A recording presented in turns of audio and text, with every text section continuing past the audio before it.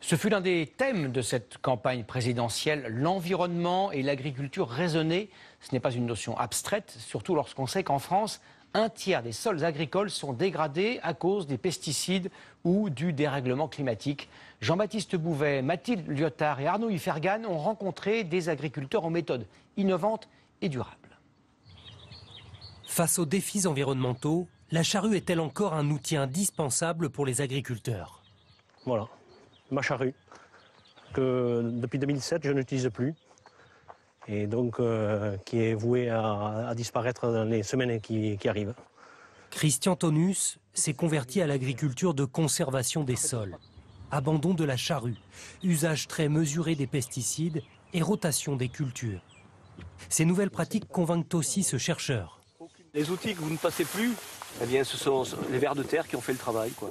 Et en plus, les vers de terre sécrètent des substances, des enzymes qui se retrouvent dans leur déjection, qui facilitent la croissance des plantes. Il est dit par les agriculteurs, on l'entend de plus en plus, que ces sols captent d'une part mieux l'eau de pluie et d'autre part la restituent plus efficacement aux cultures.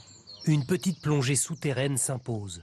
La terre agricole se constitue grâce aux vers de terre, aux champignons et au pourrissement des végétaux. De cette façon, il faut environ 400 ans à la nature pour fabriquer un seul petit centimètre d'un sol vierge et fertile. Les labours, l'usage excessif de pesticides, la sécheresse, de fortes pluies sont autant de facteurs qui fragilisent et dégradent les sols. Parfois en quelques jours seulement. Des connaissances que tous ces céréaliers veulent se réapproprier. Votre cœur de métier, redevenir agriculteur. Ce que vous avez déjà commencé, il faut le continuer. Une agriculture encore confidentielle, peu enseignée ou lors de rares formations comme ce jour-là en Bourgogne, 80 participants et autant sur liste d'attente. Ces nouvelles pratiques, respectueuses de l'environnement, Bernard Darosset les a adoptées il y a 10 ans. La clé du système est basée sur des plantes en bonne forme, fabrication de paille qu'on laisse au sol, qui nous stocke du carbone en plus et qui donne à manger à nos vers de terre. Les populations doublent en 5 ans. Conséquence, les charges de l'exploitation baissent. Consommation de pesticides, moins 25%. Consommation de carburant, moins 50%.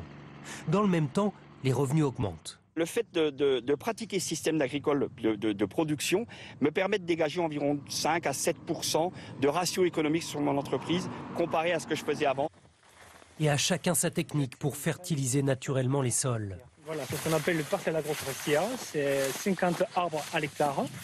Des arbres plantés au milieu de ces parcelles céréalières.